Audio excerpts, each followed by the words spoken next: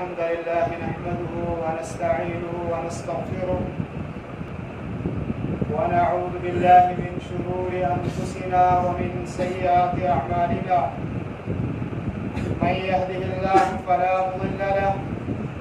ومن يضلل فلا هادي له أشهد أن لا إله إلا الله وحده لا شريك له وأشهد أن محمدا عبده ورسوله أما بعد فإن خير الحديث كتاب الله وخير الهدي هدي محمد صلى الله عليه وسلم وشر الأمور محدثاتها وكل محدثة بدعة وكل بدعة ضلالة وكل ضلالة في النار. أعوذ بالله السميع العليم من الشيطان الرجيم. بسم الله الرحمن الرحيم. والسابقون الأولون من المهاجرين والأنصار والذين اتبعوهم بإحسان رضي الله عنهم ورضوا عنه وأعد لهم جنات تجري تحتها الأنهار خالدين فيها أبدا ذلك الفوز العظيم. اللهم صل وسلم على عبدك ورسولك ونبيك محمد صلى الله عليه وسلم. اللهم صل على محمد وعلى آل محمد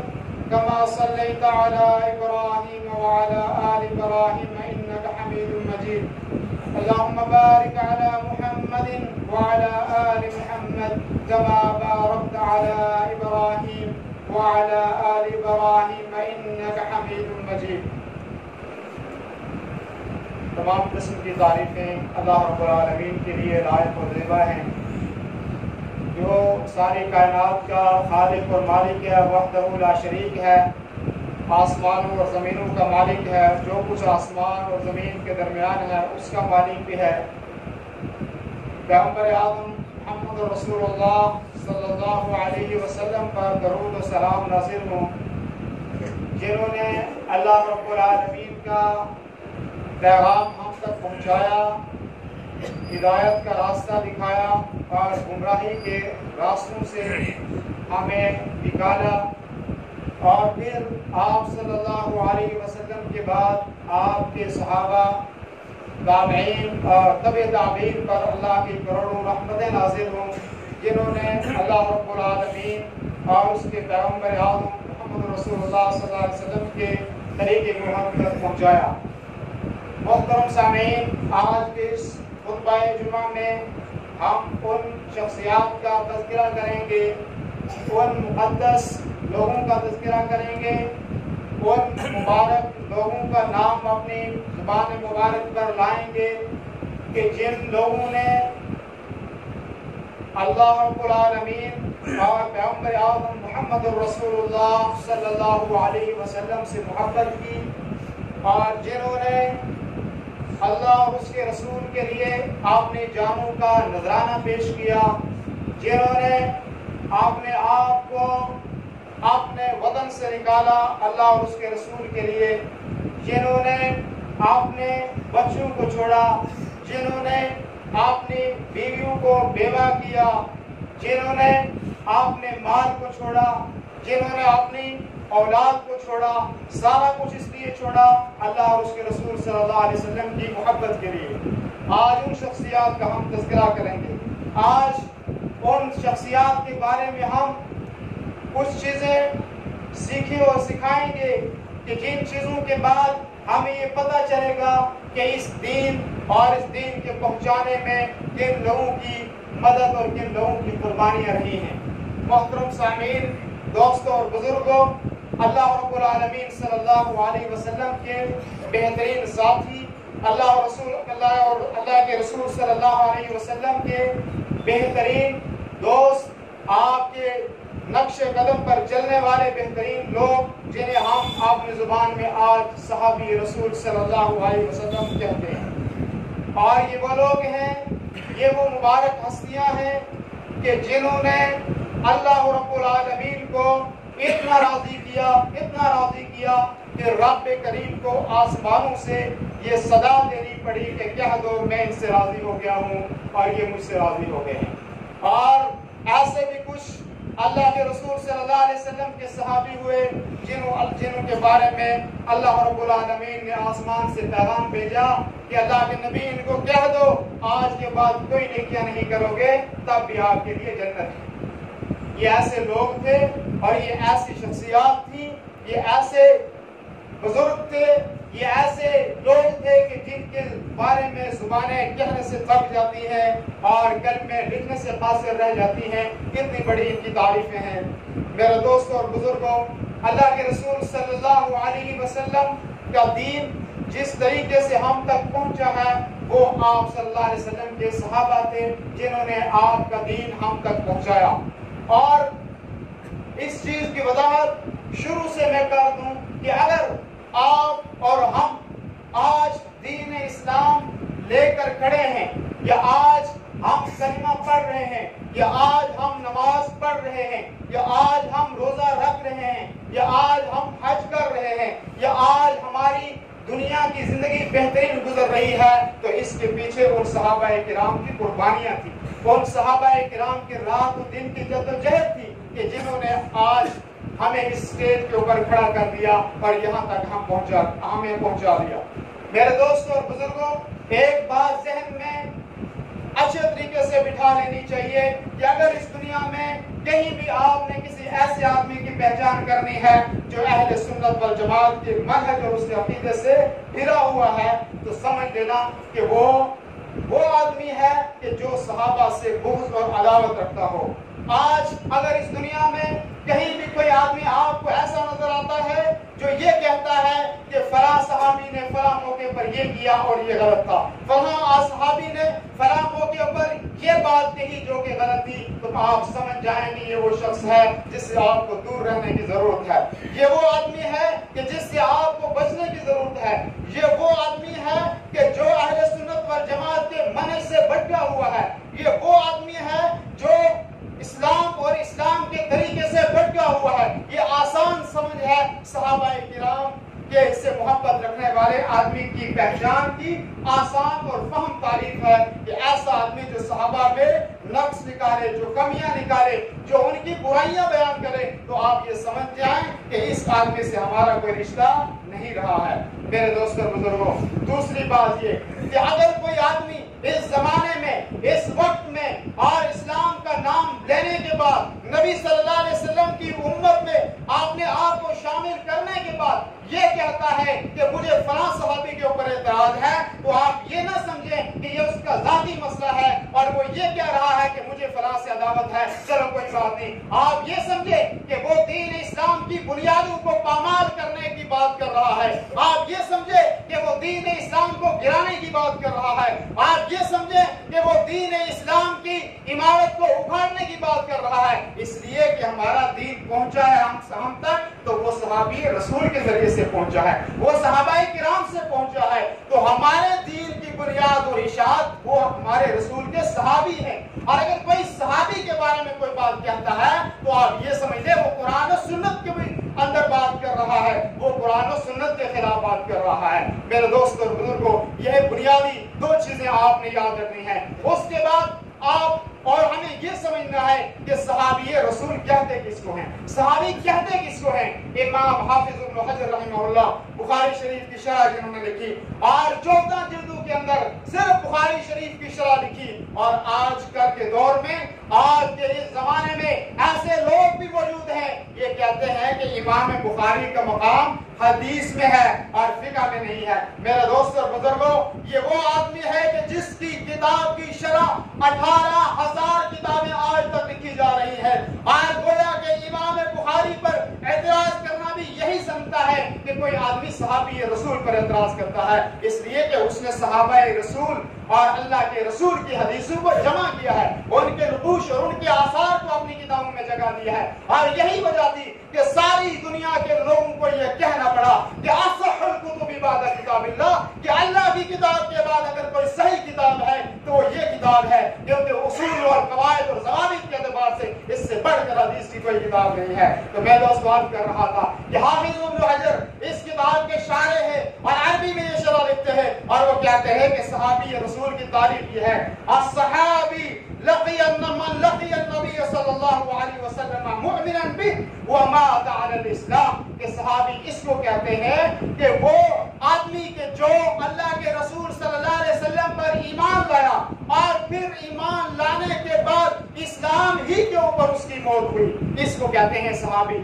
اس سے وہ لوگ نکل جائیں گے کہ جو لوگ ظاہری اعتبار سے جن کے دل میں نفاق تھا, جن کے دل میں بغض تھا, جن کے دل میں عداوت تھی, ظاہری طور پر منافقین کی طرح انہوں نے کہا نحب اصحاب رسول اللہ, ہم اللہ کے رسول کے صحابہ سے محبت کرتے ہیں, لیکن داخل میں کفر موجود تھا, داخل میں نفاق موجود تھا, تو وہ لوگ اس سے نکل جائیں گے. اور وہ لوگ بھی نکل جائیں گے کہ جو لوگ اللہ کے رسول صلی اللہ علیہ وسلم کی زندگی میں آپ کو دیکھا تو ضرور, لیکن اسلام کی حالت میں آپ کو نہیں دیکھا. بہت سارے لوگ ہیں کہ جنہوں نے آپ کو دیکھا, بہت سارے لوگ ہیں کہ جنہوں نے آپ کے ساتھ ملاقات کی, لیکن وہ اسلام نہیں لائے اور وہ اسلام کے اوپر نہیں مرے, اس لیے وہ صحابی رسول نہیں کہلائیں گے. اور کچھ ایسے تھے جو ایمان لائے لیکن اس کے بعد مرتد ہو گئے, وہ بھی صحابی رسول نہیں کہلائیں گے. صحابی رسول بننے کے لیے شرط یہ ہے کہ آدمی نے کلمہ پڑھا, اسلام کی حالت میں, ایمان کی حالت میں رہا اور پھر ایمان ہی کے اوپر اس کی موت ہوئی, تو گویا کہ وہی صحابی رسول ہے. یہ حافظ ابن حجر صحابی رسول کی تعریف کرتے ہیں. اور الصحابہ فی معرفت الصحابہ کے اندر نقل کیا ہے کہ وہ لوگ بھی صحابی رسول کہلائیں گے کہ جو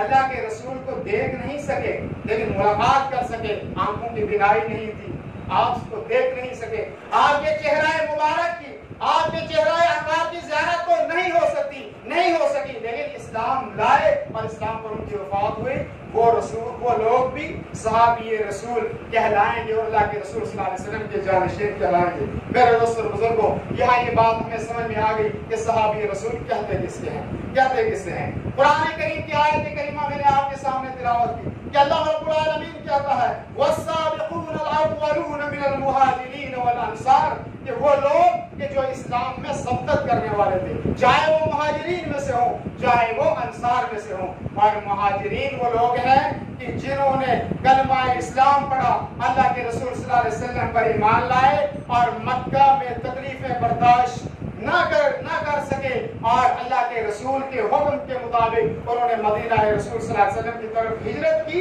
اور یہ وہ لوگ تھے کہ جو مہاجر تھے, اور انصار وہ لوگ تھے کہ جو مدینہ میں موجود تھے اور مہاجرین مکہ سے آنے والے لوگوں کی خدمت کیا کرتے تھے, ان کے مددگار ٹھہرے, ان کے ساتھ اچھا برتاؤ کرنے والے ٹھہرے. اور یہ وہ لوگ تھے کہ جو انصار اور مہاجرین ان دونوں کے درمیان اللہ کے رسول صلی اللہ علیہ وسلم نے مواخات قائم کی, ایک دوسرے کو بھائی بنایا, ایک دوسرے کو دوست بنایا, اور یہاں تک کہا کہ آپ اس مہاجر کے ساتھ رہیں گے, یہ آپ کا دینی بھائی ہے, یہ آپ کا اسلامی بھائی ہے. اور فرمایا کہ ایک وقت آیا کہ اللہ کے رسول نے مہاجرین کے ساتھ نیکی کرنے کو اتنی ترجیح دی,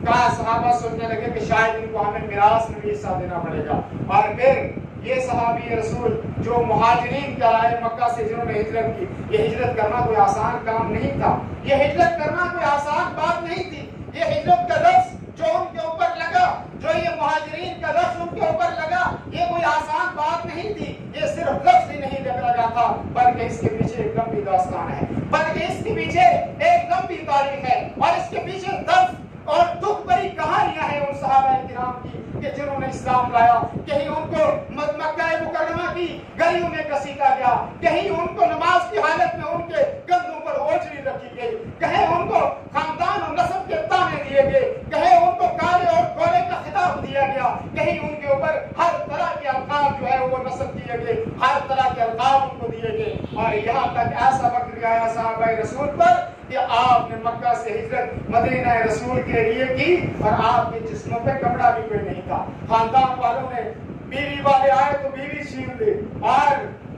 گھر کے افراد آئے تو انہوں نے مال و دولت اور زمین چھین لی, اور جو پیسہ تھا وہ بھی ان کا لے لیا, اور بچے بھی چھین لیے, بیوی بھی چھین لی, اور یہاں تک کہ جسم کے کپڑے بھی اتار دیے گئے. ایک صحابی رسول مدینہ منورہ میں جاتے ہیں, کائنات کے امام محمد رسول اللہ صلی اللہ علیہ وسلم مجلس میں بیٹھے ہیں اور پوچھتے ہیں کیسے آنا ہوا؟ کہا اللہ کے رسول صرف سارا کچھ چھوڑ کے آ گیا ہوں اور خالی اپنے آپ کو لے کے آیا ہوں۔ کہا ان کے اوپر چادر اڑاؤ، اور صحابی رسول مجلس میں انصاری صحابی کھڑے ہوتے ہیں، کہتے ہیں اللہ کے رسول ان کی بیوی بھی چھین لے، ان کے بچے بھی چھین لیے، ان کا مال بھی چھین لیا، ان کا سب کچھ چھین لیا۔ کہتے ہیں اللہ کے رسول میرے پاس 2 بیویاں ہیں، ایک کو طلاق دیتا ہوں، اس سے کہیے کہ شادی کر لے۔ میرے پاس 2 باغ ہے اور اس سے کہیے کہ ایک باغ لے لے اور اس باغ کے اندر محنت کرے۔ صحابی رسول کہتے ہیں مجھے کسی چیز کی ضرورت نہیں۔ اللہ کے رسول صلی اللہ علیہ وسلم نے کہا کہ اگر ایمان بچا کے آگے تو سارا کچھ لے کے آگے ہو، سارا کچھ اللہ دے گا۔ اور صحابی رسول نے کہا مجھے نہ آپ کے باغ کی ضرورت ہے، مجھے بازار کی طرف بتائیں کہ بازار کا راستہ کون سا ہے اور میں جا کے وہاں محنت اور مزدوری کر لوں گا۔ میرے دوست اور بزرگ ایسے صحابی تھے۔ حضرت ابو سلمہ رضی اللہ عنہ مکہ مکرمہ سے ہجرت کرتے ہیں مدینہ رسول صلی اللہ علیہ وسلم کی طرف۔ آپ کی بیوی ام سلمہ وہیں ان کو نہیں آنے دیا، گھر والوں نے آپ کے بچوں کو نہیں آنے دیا۔ آج جہاں پہ مکہ مکرمہ میں مسجد عائشہ ہے، اس جگہ کا نام پرانا تنعیم تھا، وہاں پہ ان کی بیوی ہر دن صبح آ کے بیٹھ جاتی، اپنے بچوں کو لے کے بیٹھ جاتی اور کہتی مکہ والوں مجھے مدینہ جانے دو، یہ میرے بچے اپنے باپ کی ملاقات کے لیے تڑپ رہے ہیں، مجھے وہاں پہ کے لیے جانے دو آپ۔ لیکن ہر آدمی یہی کہتا ہے کہ اس کو مدینہ نہیں جانے دیا جائے گا، اس کو اس کے شوہر سے ملنے نہیں دیا جائے گا۔ اور پھر ایک ایسا وقت آیا کہ ایک غیر مسلم، اس وقت اس کے دل کے اندر رحم آیا اور وہ کھڑا ہوا، وہ کہنے لگا ظالموں اس عورت کو اور اس کے گھر والے سے اور اس کے بچوں کو اس کے باپ سے کیوں جدا کر کے رکھا ہے؟ اور وہ کھڑا ہوا، آپ کو ساتھ لیا، آپ کے بچوں کو ساتھ لیا اور مدینہ مسجد قباء کی باری میں چھوڑ کے کہتا ہے یہاں تیرا گھر والا یہاں پہ مقیم ہے، اس سے جا کے مل جا۔ ام سلمہ کہتی ہے کہ اسلام کے نہ ہونے میں یعنی ایک غیر مسلم کو میں نے ایسا دیکھا کہ اس سے اچھا دوست میں نے سفر کے اندر کوئی نہیں پایا اور اس سے بڑا حیادار میں نے کوئی نہیں پایا۔ اور پھر جب بستی میں چھوڑا، بستی میں داخل نہیں ہوا، کہا اس بستی میں آپ کا گھر ہے وہاں پہ داخل ہو جائے۔ میرے دوست اور بزرگوں یہاں صحابہ کرام کی تقسیم ہے۔ ایک وہ صحابہ ہے جو مہاجرین ہے جنہوں نے مکہ سے مدینہ ہجرت کی، اور دوسرے وہ ہیں جو انصار ہیں کہ جنہوں نے مدینہ میں مہاجرین کی خدمت کی اور یہ مدینہ کے رہنے والے تھے جن کو انصار کہا۔ اور تیسرے وہ لوگ ہیں کہ جنہوں نے مہاجرین اور انصار کے نقش قدم پر چلے، آپ کے راستے کے اوپر چلے، اور ان ساروں کو قرآن کریم نے کہا کہ یہ وہ لوگ ہیں کہ جن سے اللہ راضی ہو گیا اور یہ وہ لوگ ہیں کہ جو اللہ سے راضی ہو چکے ہیں۔ میرے دوستوں اور بزرگوں اب بہت سارے لوگ جو یہ کہتے ہیں کہ فلاں صحابی سے یہ سرزد ہوا، فلاں صحابی سے یہ سرزد ہوا، یہ صحابی رسول اور اللہ کا مسئلہ ہے، وہ اللہ ان سے راضی ہے اور وہ اللہ سے راضی ہے۔ ہمیں کیا ضرورت ہے کہ ہم کہیں کہ یہ ان کے گھر کی بات ہے، یہ ان کی آپسی بات ہے؟ ہمیں کیا ضرورت ہے کہ ہم کسی کے بارے میں یہ کہیں کہ ہم اس سے ناراض ہیں یا اس سے راضی ہیں؟ جب اللہ راضی ہو گیا تو ہمیں بدل جاؤ ان سے راضی ہونا چاہیے۔ تو میرے کہنے کا مقصد یہ تھا کہ قرآن کریم نے کہا کہ میں ان سے راضی ہو گیا ہوں، اور فرمایا کہ وہ مجھ سے راضی ہو گئے ہیں۔ اور پھر اللہ رب العالمین نے قرآن کریم میں فرمایا کہ کچھ لوگ ایسے تھے کہ جو بیچ میں اللہ کے رسول صلی اللہ علیہ وسلم کی کچھ ناراضگیاں جن کے اوپر ہوئی، اور پھر انہوں نے اللہ کے ہاں توبہ کی اور اللہ تبارک و تعالیٰ نے انہیں معاف کر دیا۔ قرآن کریم نے فرمایا لقد تاب اللہ علی النبی والمہاجرین والانصار الذین اتبعوه فی ساعۃ العسرہ، کہ وہ لوگ ساعۃ العسرہ سے مراد یہاں پہ یہ ہے کہ تبوک کا ایک ایسا واقعہ تھا جہاں پہ جنگ کرنے کے لیے جانا تھا اور شدید قسم کی گرمی تھی، سخت قسم کی گرمی تھی، اور مدینے کا موسم یہ تھا کہ مدینے میں فصلیں تیار ہو چکی تھی، اور یہاں پہ کچھ صحابہ کرام مجبوریوں کی بنا پر،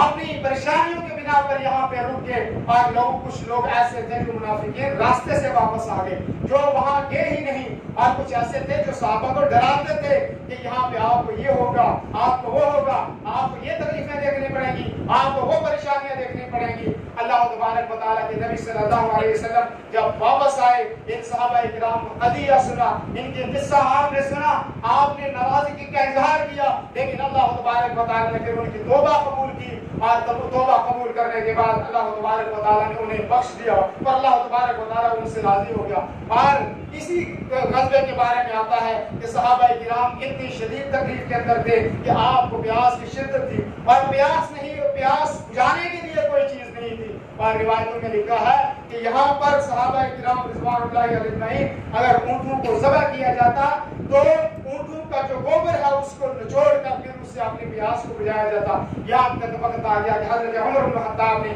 اللہ کے نبی صلی اللہ علیہ وسلم سے کہا کہ پیغمبر اعظم آپ باہر نکلیے اور اللہ سے دعا کیجیے کہ اللہ تبارک و تعالیٰ ہمارے لیے پانی برسائے, اللہ تبارک و تعالیٰ ہمارے لیے بارش کا نزول فرمائے. اور پھر اللہ تبارک و تعالیٰ نے آپ کی دعا کو قبول کیا, پھر بارش ہوئی اور پھر ٹھنڈک بھی حاصل ہوئی, پھر پانی سے بھی ان کو سیراب کیا گیا. اور یہاں تک پھر بھوک کی بات تھی, بھوک کی شدت کی وجہ سے صحابہ نے کیا کہا کہ ہم جو ہے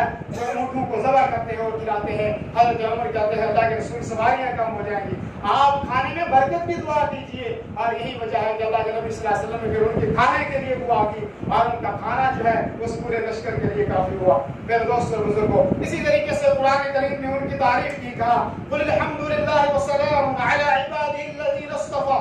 اس ابن عباس رضی اللہ عنہ فرماتے ہیں کہ عبادہ الذین اصطفى سے مراد وہ لوگ جو چن لیے گئے اللہ تبارک و تعالیٰ نے, جن کو اپنی رحمت کے لیے اپنی رحمت کے سائے میں جن کو ڈھانپا. فرمایا کہ اس سے مراد بھی اللہ کے رسول صلی اللہ علیہ وسلم کے صحابہ ہیں کہ جو بہترین قسم کے بندے تھے اور جو بہترین اور نیک لوگ تھے.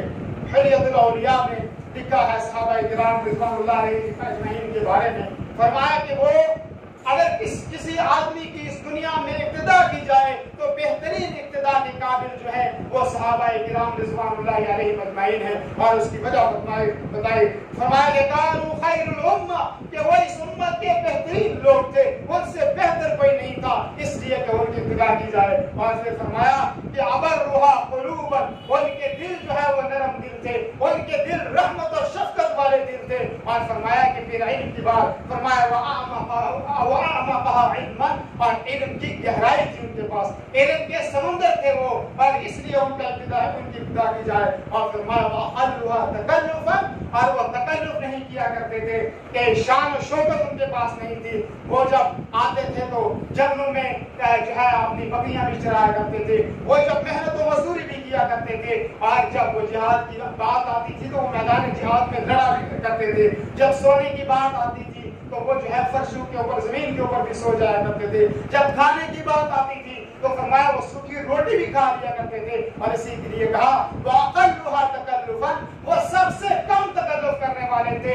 ان کے لباس, ان کے کھانے, ان کے پینے, ان کے چلنے, کسی چیز کے اندر تکلف نہیں تھا, وہ سب سے کم تکلف کرنے والے تھے. اور اسی طریقے سے فرمایا اختارهم اللہ لصحبت نبیہ, کہ اللہ رب العالمین نے ان کو اپنے نبی صلی اللہ علیہ وسلم کی صحبت کے لیے اسی لیے اختیار کیا کہ ان کے اندر یہ ساری خوبیاں موجود تھی. اور پھر فرمایا کہ وَنَقْلِ دِينِهِ, اور پھر ان کو اپنے دین کی اشاعت کے لیے اللہ تبارک و تعالیٰ اس کے رسول نے منتخب کیا. یہی وجہ ہے کہ وہ امت کے بہترین لوگ تھے. اور فرمایا اللہ تبارک و تعالیٰ نے اللہ کے رسول صلی اللہ علیہ وسلم کے صحابہ کے بارے میں فرمایا وَتَشَبَّهُوا بِأَخْلَاقِهِمْ, کہ آپ اپنے اخلاق کو اپنے صحابہ کے اخلاق جیسا بناؤ. اور فرمایا وَطَرَائِقَهُمْ, اور ان کے اپنے جو طریقے ہیں ان طریقوں میں اپنے طریقے کو اصحاب رسول کے طریقے کے مطابق لاؤ. اور فرمایا کہ پھر اپنی فہم کو اپنے صحابہ کرام کی فہم کے مطابق لاؤ. اور فرمایا کہ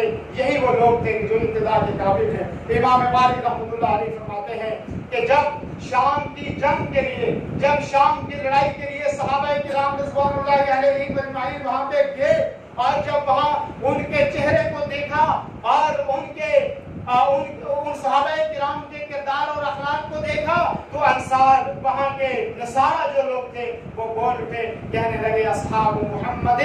خیر امت, کہ امت محمدیہ کے صحابی ہمارے انصار, ہمارے نصارہ جو عیسیٰ علیہ السلام کے حواری تھے ان سے کہیں زیادہ بہتر ہیں. کہ ان کے چہرے پہ وہ روشنائی ہے, ان کے چہرے پہ وہ نور ہے کہ جو نصارہ حضرت عیسیٰ علیہ السلام کے ماننے والوں کے چہروں پہ بھی نہیں تھی. اور اس سے یہ کہیں زیادہ افضل ہیں. اللہ کے رسول صلی اللہ علیہ وسلم کے صحابہ کے بارے میں فرمایا. اور اسی طریقے امام نووی رحمہ اللہ نے لکھا کہ جب آسمان پہ ستارے اس لیے ہے کہ آسمان قائم ہے، اور آسمان پہ چاند اس لیے قائم ہے کہ آسمان موجود ہے، اور سورج اس لیے آسمان پہ قائم ہے کہ یہاں پہ آسمان قائم ہے۔ اور فرمایا کہ جب آسمان ختم ہو جائے گا، ستارے ختم ہو جائیں گے، چاند ختم ہو جائے گا، سورج ختم ہو جائے گا۔ فرمایا یہی مثال ہے صحابی رسول کی، اور اگر کوئی آدمی صحابی رسول کو برا بھلا کہتا ہے، اس کا ایمان، اس کا دین اور اس کی سارا کچھ دنیا کا ختم ہو جائے گا، اس لیے کہ اس نے ان لوگوں کو کلام کیا ہے کہ جو لوگ اللہ کے رسول کے دین کو نقل کرنے والے ہیں۔ میرے دوستوں بزرگوں، صحابہ کرام رضوان اللہ علیہم اجمعین کے بارے میں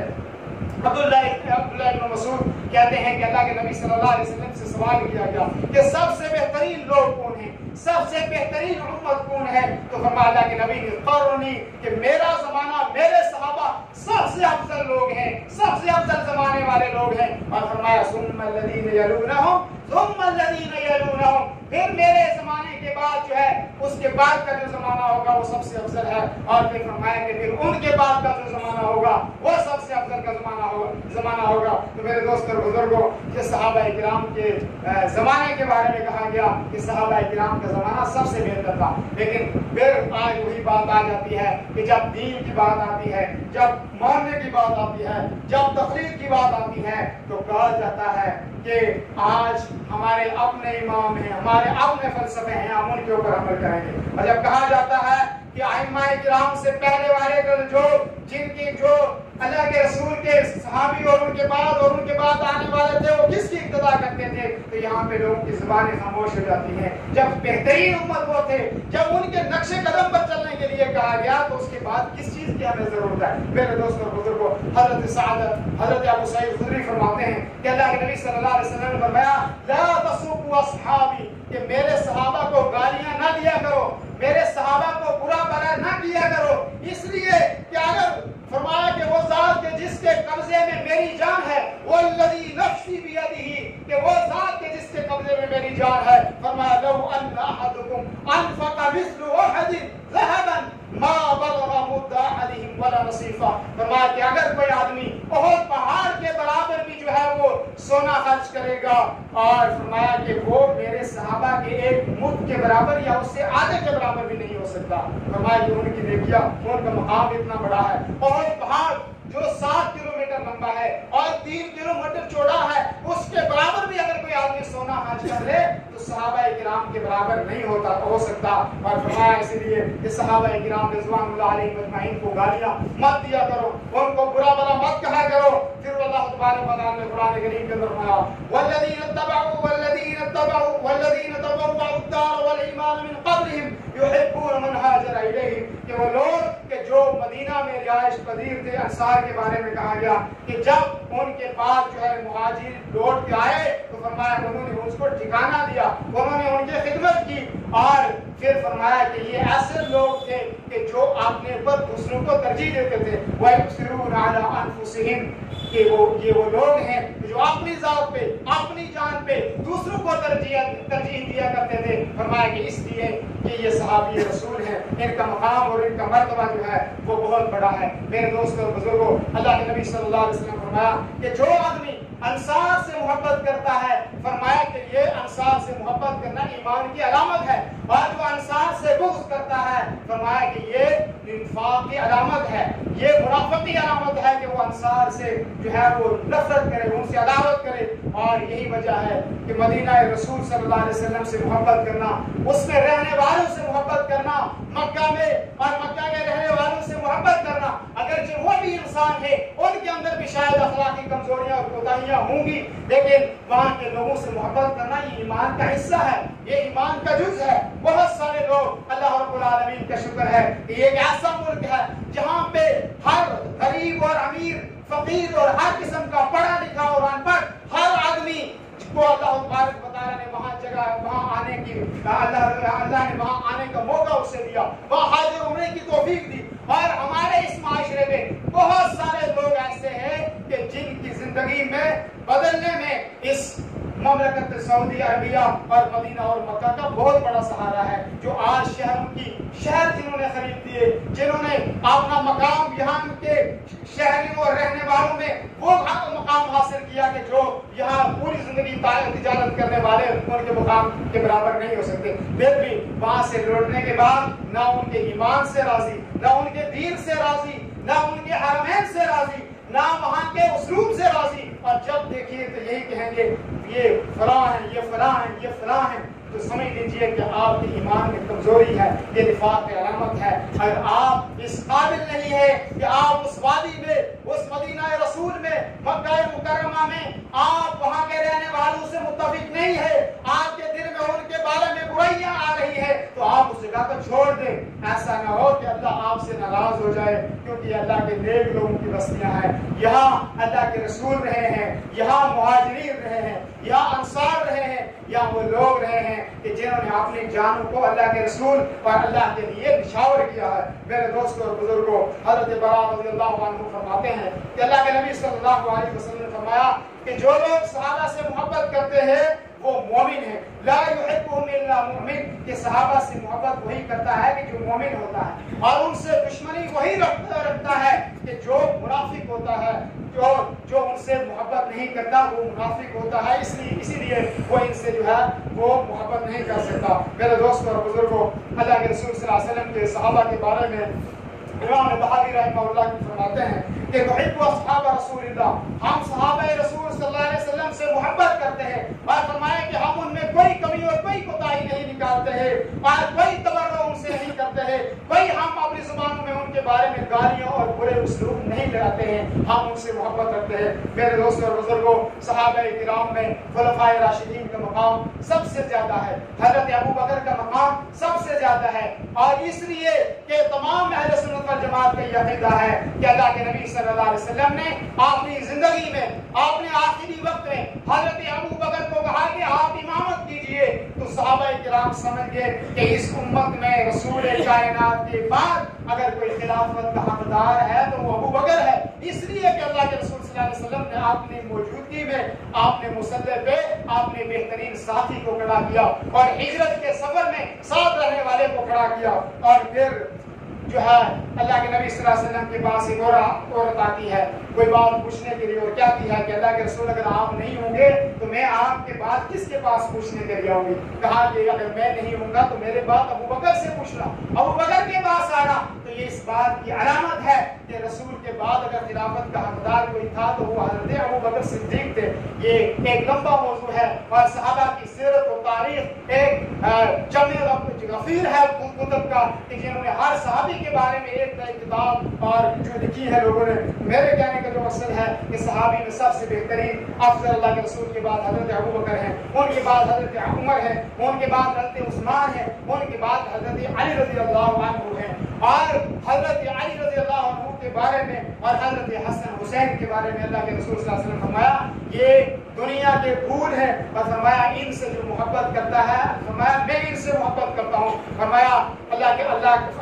کے رسول صلی اللہ علیہ وسلم نے کہ لوگوں آپ بھی ان سے محبت کرنا، اور فرمایا کہ سیدہ شباب اہل الجنہ، یہ جنت کے جو جوان ہوں گے دو، اور جنت کے شباب ہیں جو یہ دونوں. اور اسی طریقے سے حضرت ابن عباس نے فرمایا من سب اصحابی فعلیہ لعنت اللہ والملائکۃ والناس اجمعین، کہ جو اللہ کے رسول کے صحابہ کو برا بھلا کہتا ہے، گالیاں کہہ دیتا ہے، ان پر اللہ کی بھی لعنت، ان کے فرشتوں کی بھی ان کے اوپر لعنت، اور ساری کائنات کے لوگوں کی لعنت. حضرت حسین اور حضرت حسن اور حضرت حسین اور ان کے والد محترم حضرت علی رضی اللہ عنہ کے سے محبت ہمارے ایمان کا حصہ ہے. اور جو آدمی ان سے محبت نہیں کرتا وہ بھی منافقین کی فہرست میں داخل ہے، وہ بھی جو ہے اس کا حتیٰ کہ اسلام سے بھی کوئی تعلق نہیں ہے. حضرت علی سے محبت کرنا، حضرت حسن سے محبت کرنا، حضرت حسین سے محبت کرنا، یہ ہمارے ایمان کا جز ہے اور ہمارے ایمان کا لازم حصہ ہے. اور اللہ کے رسول کی تعلیم ہے کہ ان سے محبت کی جائے اور ان کے طریقے اور ان کے فلسفے کے اوپر چلا جائے. لیکن جو ان کے ساتھ ہوا، جن لوگوں نے ان کے ساتھ برا کیا، ہم ان کے اوپر بھی لعنت بھیجتے ہیں اور ان کو بھی ہم طعن و تشنیع اور برا بھلا کہتے ہیں جنہوں نے ان کے ساتھ کیا، اور جو کیا وہ غلط تھا اور وہ نہیں ہونا چاہیے تھا، اور وہ ایک اللہ کے رسول صلی اللہ علیہ وسلم کے نواسوں کے ساتھ جو بھی ہوا وہ برا تھا اور نہیں. لیکن بات یہ ہے کہ اللہ تبارک و تعالیٰ نے یہ ان کے اوپر لکھا تھا، یہ شہادت ان کو ملنی تھی، یہ مقام، یہ مرتبہ، اور یہ امت میں ان کا نام اس طریقے سے باقی رکھنا تھا، اور اس لیے ان کے ساتھ جو ہوا ہے وہ اللہ کی طرف سے ایک مقرر شدہ بات تھی اور ایک مقرر اور طے شدہ چیز تھی۔ آخری بات جو رہ گئی ہے وہ یہ ہے کہ اس مہینے میں جو 10ویں تاریخ ہے، جو عاشورہ کا دن ہے، اور اس دن میں بعض لوگ یہ سمجھتے ہیں کہ جو اس کی فضیلت، جو اس کی اہمیت ہے وہ صرف اس لیے ہے کہ اس میں جو ہے وہ کربلا کا واقعہ پیش آیا۔ کربلا کا واقعہ 61 ہجری کے اندر پیش آیا ہے، جبکہ اس سے 60 سال پہلے اللہ کے رسول صلی اللہ علیہ وسلم کی وفات ہو چکی تھی، اور اللہ کے رسول صلی اللہ علیہ وسلم کے زمانے میں بھی اس عاشورہ کی فضیلت تھی، اور آپ صلی اللہ علیہ وسلم سے پہلے بھی اس کی فضیلت تھی۔ اور جب آپ صلی اللہ علیہ وسلم مدینہ ہجرت کر کے آئے تو آپ نے دیکھا کہ مدینہ کے لوگ، مدینہ کے جو یہود ہیں تو وہ روزہ رکھ رہے ہیں اس دن میں، 10 محرم کو۔ تو اللہ کے نبی صلی اللہ علیہ وسلم نے مدینہ والوں سے پوچھا، کیونکہ مکہ میں یہودی نہیں تھے، مدینہ میں تھے، کہا یہ کیوں روزہ رکھ رہے ہیں؟ کہا اس لیے کہ اللہ تبارک و تعالیٰ نے ان کو فرعون سے نجات دی تھی اس دن، تو فرمایا اس لیے یہ روزہ رکھتے ہیں۔ تو اللہ کے نبی صلی اللہ علیہ وسلم نے فرمایا کہ ہم موسیٰ علیہ السلام کے زیادہ حقدار ہیں، ہم بھی اس دن ان کو روزہ رکھیں گے، لیکن اللہ کے نبی نے فرمایا کہ ہم ان کی مخالفت کریں گے، اور ہم یہ کریں گے کہ ہم 9 یا 10 کے ساتھ 9 کا بھی ملا کے روزہ رکھیں گے، اور اس کی یا آپ 9 کو 10 کے ساتھ ملا کے رکھیں، یا آپ 10 کو جو ہے وہ 11 کے ساتھ ملا کے رکھیں، اور اس کی فضیلت یہ ہے، فرمایا اللہ کے نبی صلی اللہ علیہ وسلم نے کہ جو 1 سال گزر گیا ہے پچھلا، اس کے گناہوں کا کفارہ ہے، یعنی 2 دن کا روزہ رکھنا ہے اور 1 سال کے گناہوں جو ہے اس سے معاف ہوئے۔ لیکن اس دن کے اندر آپ نے جو ہے سینہ پیٹنا، آپ نے جو ہے گریبان کو چاک کرنا، اور اچھے یا کھانے بنانا یا کوئی اور عمل کرنا یا کوئی اور چیز کرنا، یہ اللہ کے نبی صلی اللہ علیہ وسلم سے ثابت نہیں ہے۔ اور اللہ کے نبی صلی اللہ علیہ وسلم نے فرمایا کہ جو فرمایا 4 چیزیں جو ہے وہ جہالت کے زمانے کی علامت ہیں، اور ان سے فرمایا کہ النیاحہ، جو آدمی لوحہ کرتا ہے مرنے والے کے بعد، فرمایا یہ زمانہ جاہلیت کی علامت ہے، اور فرمایا کہ وہ عورت کہ جو لوحہ کرتی ہو کسی مرنے والے کے بعد، فرمایا کہ اگر وہ توبہ نہیں کرتی ہے اور وہ اسی حالت میں مر جاتی ہے، فرمایا وعلیہا سربال من قطران، کہ اس کو آگ کی قمیص، تارکول کی قمیص پہنائی جائے گی ایسی عورت کو کہ جو کسی مردے کے اوپر روتی ہے اور توبہ بھی نہیں کرتی، اسی حالت میں مر جاتی ہے۔ تو اس چیز سے بھی بچنا چاہیے۔ پھر اللہ کے نبی صلی اللہ علیہ وسلم نے فرمایا کہ من لطم الخدود وشق الجیوب ودعا بدعوى الجاہلیہ، فرمایا کہ وہ آدمی ہم میں سے نہیں ہے جو اپنے رخسار کو پیٹے اور اپنے سینے کو چاک کرے، اپنے گریبان کو پھاڑے، فرمایا وہ ہم میں سے نہیں ہے۔ اور اللہ کے نبی صلی اللہ علیہ وسلم کے صحابہ ایسے آدمی سے نفرت کرتے تھے کہ جو رویا کرتے تھے۔ حضرت موسیٰ شریف کہتے ہیں کہ جب وہ بیہوشی کی حالت میں ان کی بیوی کی گود میں ان کا سر تھا اور وہ رو رہی تھی اور چلا رہی تھی، تو جب ان کو افاقہ ہوا تو انہوں نے کہا کہ تو ہم میں سے نہیں ہے۔ اس لیے کہ اللہ کے نبی نے فرمایا کہ جو آدمی چلاتا ہے، جو لوحہ کرتا ہے، وہ جو روتا ہے، وہ ہم میں سے نہیں ہے۔ میرے دوست اور بزرگوں، یہ چند چیزیں تھیں جو میں آپ کے سامنے، ایک تو آخری بات کہ جو عاشورہ کا روزہ رکھنا ہے اور اس دن میں بہت بڑی فضیلت ہے اس کی،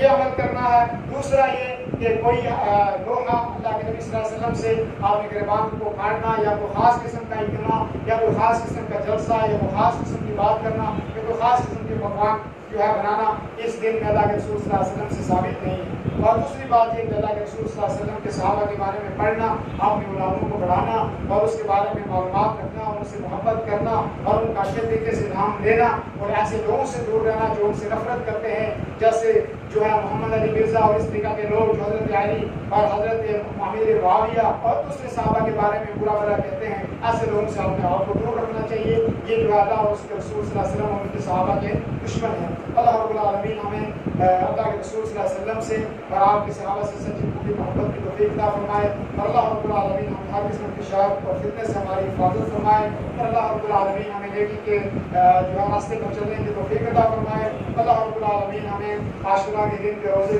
رکھنے کی توفیق عطا فرمائے اور اس کے ثواب اور اس کو اجر کے پانے کی توفیق عطا فرمائے۔ بارک اللہ لنا ولکم فی القرآن العظیم ونفعنا وإياكم بالآيات والذكر الحكيم إنه تعالى جواد كريم ملك بر رؤوف رحيم وأقول قولي هذا واستغفر الله إنه هو الغفور الرحيم.